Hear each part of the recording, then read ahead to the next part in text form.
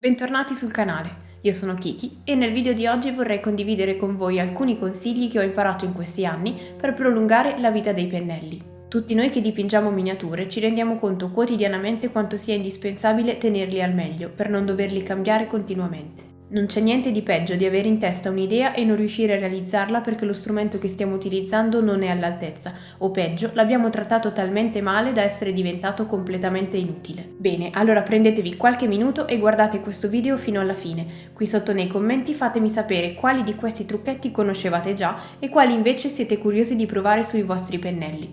Se ne conoscete altri, mi raccomando, scriveteli nei commenti così ne potremo usufruire tutti. Cominciamo subito! Il primo consiglio che mi sento di darvi è quello di non utilizzare mai i pennelli buoni per prelevare il colore dalle boccette o per mischiarli sulla tavolozza. Lo so, usare lo stesso pennello dall'inizio alla fine farebbe risparmiare tempo, ci farebbe anche utilizzare ogni grammo di colore che così non andrebbe disperso in acqua, ma vi assicuro che mischiare i colori in modo selvaggio sulla tavolozza o peggio usare il pennello buono per prelevarli è il modo migliore per rovinare la punta. Meglio quindi usare un pennello vecchio per prelevare il colore, diluirlo, per poi scegliere un pennello buono da passare con delicatezza sulla tavolozza e prelevare solo il colore necessario. Usare un pennello appuntito e preciso per mischiare i colori significherebbe muoverlo in modo irregolare, strisciarlo e tirarlo per mischiare i colori al meglio. Allo stesso modo, intingendo il pennello nel barattolino, seppur facendo attenzione, non potremo controllare al 100% quanto effettivamente stiamo sporcando le setole. Senza controllo, il colore potrebbe raggiungere la parte finale delle setole, chiamata tacco o colletto, ovvero quel punto in cui le setole si innestano nella ghiera. La colla che si trova nel tacco è l'unico elemento che tiene insieme le setole e comprometterne la sua integrità significherebbe rovinare completamente la punta. Sporcandolo fino a quel punto non ci resterebbe altro che cercare di eliminare il colore, ma per farlo dovremmo o usare acqua molto calda che provocherebbe lo scioglimento della colla o aiutarci con dita e unghie, rovinando in modo invasivo la struttura delle setole. Il consiglio numero 2 si collega direttamente a questo. Vale la stessa regola anche durante la pittura. Vi consiglio di non sporcare mai le setole oltre la metà della loro lunghezza, così da lasciare ampio margine prima che il colore raggiunga la ghiera. Farlo andare oltre significherebbe far arrivare il colore al tacco, rendendolo estremamente difficile da rimuovere e rischiando, come già detto, di rovinare l'integrità della colla. Il mio consiglio è quindi quello di immergere la punta nel colore, già steso, diluito e mischiato sulla tavolozza, solo nella parte iniziale. In questo modo non rischieremmo neanche di sporcare inavvertitamente le aree adiacenti a quelle che stiamo dipingendo. Capire bene fin dove il nostro pennello è in grado di dipingere e non far spargere il colore senza controllo ci farà risparmiare molto tempo.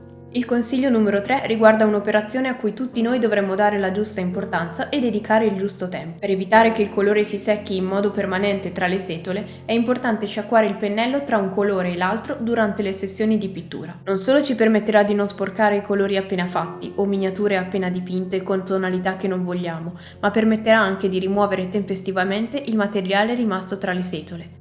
Basterà sciacquarlo perfettamente nel bicchiere di acqua che abbiamo sul piano di lavoro, passarlo delicatamente su un po' di carta assorbente e saremo di nuovo pronti ad usarlo. Inoltre, asciugarlo almeno parzialmente nel passaggio da un colore ad un altro impedirà di diluire involontariamente ed eccessivamente i colori, facendoci risparmiare tempo e materiale nel tentativo di riportarlo alla consistenza giusta. Ovviamente è sottinteso che abbandonare il pennello per fare altro, con il colore ancora tra le setole, non aiuterà la situazione. Quindi, se il pennello è da lavare spesso, tanto vale lasciarlo immerso in acqua, giusto? No! Basterà infatti usare un bicchiere trasparente per sciacquare i pennelli per rendersi conto di quanto colore si disperde in acqua ogni volta che facciamo questa operazione. Se noi dovessimo lasciare i pennelli costantemente immersi in acqua, tutto quel colore si depositerebbe tra le setole, rendendolo così impossibile da togliere. Inoltre, lasciarli immersi in acqua, magari ben oltre il tacco, rischierebbe soltanto di far arrugginire la ghiera di metallo. Il discorso vale sia per quei bicchierini con il vano per lasciare i pennelli immersi, come quello Citadel, sia, e ancor peggio, per i normali bicchieri, che lascerebbero il pennello in balia della forza di gravità, piegando in modo irreparabile la forma delle setole. Quindi è consigliabile sciacquarli accuratamente, asciugarli e riporli fino al prossimo utilizzo. L'unico liquido in cui eventualmente potreste valutare di lasciarli in ammollo sono quelle soluzioni riparatrici per pennelli, che nonostante non siano miracolose, possono essere utili per dare una sistemata ai pennelli meno rovinati e per ammorbidire vecchi residui. Attenzione, sono consigliate solo per pennelli con setole naturali, non sintetici. Io non uso pennelli sintetici, quindi non vi so dire se effettivamente li rovinano, ma nel dubbio io ve li sconsiglio. Una volta finito di dipingere, i pennelli andranno lavati accuratamente, non semplicemente sciacquati. Non servirà nulla di particolarmente complesso, solo un po' di sapone e un leggero massaggio delle setole tra le dita, unito ad acqua fredda o al massimo tiepida. Ovviamente, l'importante sarà massaggiare e sciacquare le setole rispettandone la forma, cercando di arrotolarle con i polpastrelli stessi. Niente lavaggi selvaggi, sfregamenti incontrollati su panni o superfici varie e ovviamente niente colore secco rimosso con le unghie. Sarebbe la fine prematura del nostro pennello. Una volta lavati bene andranno riposti e anche qui mi sento di darvi un piccolo consiglio. Il primo di tutti è quello di utilizzare i cappucci protettivi con i quali vengono venduti. Lo so, si rischia di perderli, vanno a finire chissà dove, lo so, ma sono importantissimi per proteggere le setole dallo sporco che può depositarsi sulla scrivania, dagli urti e dalle cadute e per mantenere intatta la forma. Se non dovessimo averne a disposizione, basterà comprare delle semplici cannucce di plastica, da tagliare della misura giusta in modo che arrivino dalla parte più larga della ghiera fino a coprire completamente la punta. Ovviamente bisognerà stare molto attenti quando li si mette, perché non hanno senso tutte queste accortezze se poi a rompere la punta saremo proprio noi con il bordo del cappuccio. Altra linea guida molto importante da seguire è quella di riporre i pennelli in orizzontale. Che sia all'interno di un astuccio, una scatolina, un piattino, un contenitore dedicato o semplicemente appoggiati sulla scrivania, i pennelli andrebbero sempre conservati in orizzontale e, come detto prima, con le punte protette dai tappini. Se non vogliamo o possiamo lasciarli in una zona dedicata del tavolo da lavoro, possiamo anche riporli in un astuccio, come già anticipato, ma in questo caso assume ancora più importanza il tappino protettivo. Lasciandoli stesi in orizzontale, la punta manterrà molto più a lungo la sua forma.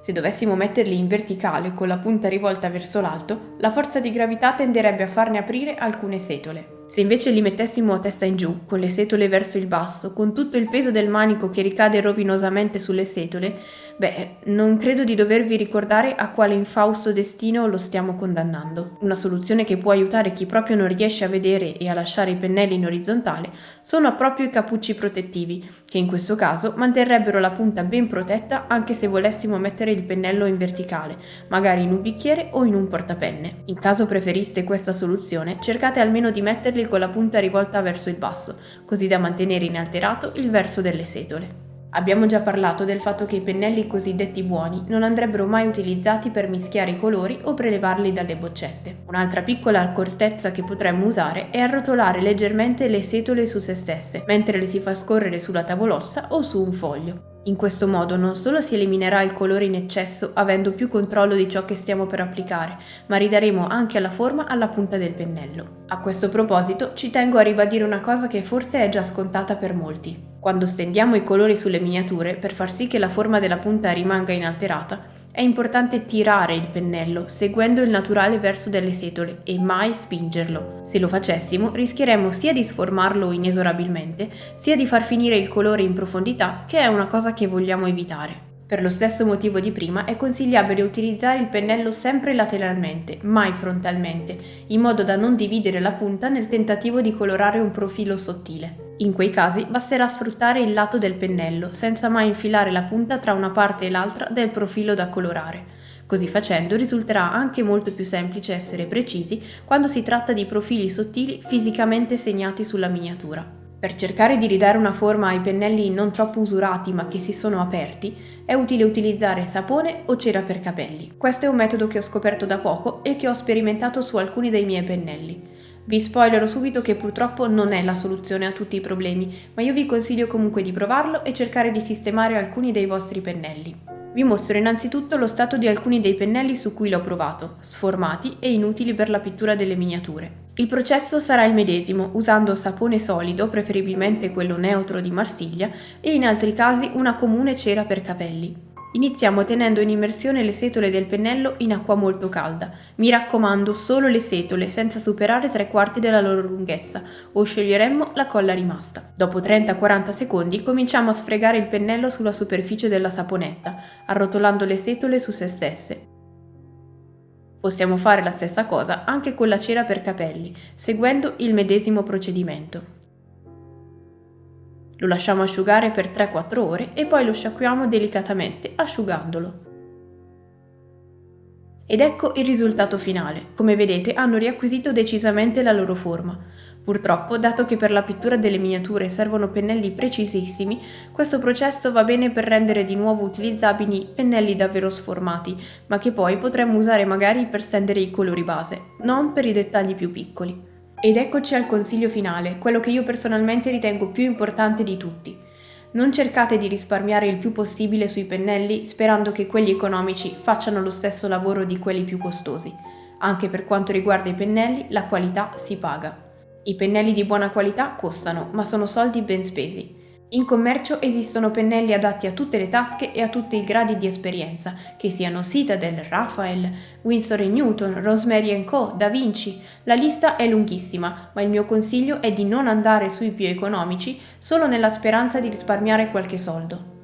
Avere una buona scelta di pennelli anche all'inizio vi permetterà di utilizzare per ogni zona quello più adatto, in modo magari di non sfruttare quello più piccolo per zone grandi, o di non sporcarlo con shade o altri materiali che richiederebbero pennelli più vecchi. Ogni passaggio ha bisogno di un pennello adatto per dimensione o forma e partire quindi con una buona scelta, avendo cura di trattarli con il rispetto che meritano, vi farà mantenere degli ottimi rapporti con loro e risparmiare anche parecchi soldini. E con questo si concludono i consigli di oggi. Spero che questo video vi possa essere utile a migliorare il rapporto con i vostri pennelli e se è stato così considerate l'idea di lasciarmi un like e iscrivervi al canale. Qui sotto in descrizione vi lascio il link anche al canale Twitch, nel quale in live affrontiamo ogni volta nuove tecniche. Come vi anticipavo all'inizio del video, oggi nasce anche il gruppo Discord, nella quale potremo scambiarci utili consigli di pittura e aiutarci a vicenda. Il link è come sempre qui sotto nella descrizione. Detto questo io vi saluto, vi ringrazio e vi do appuntamento al prossimo video. Ciao!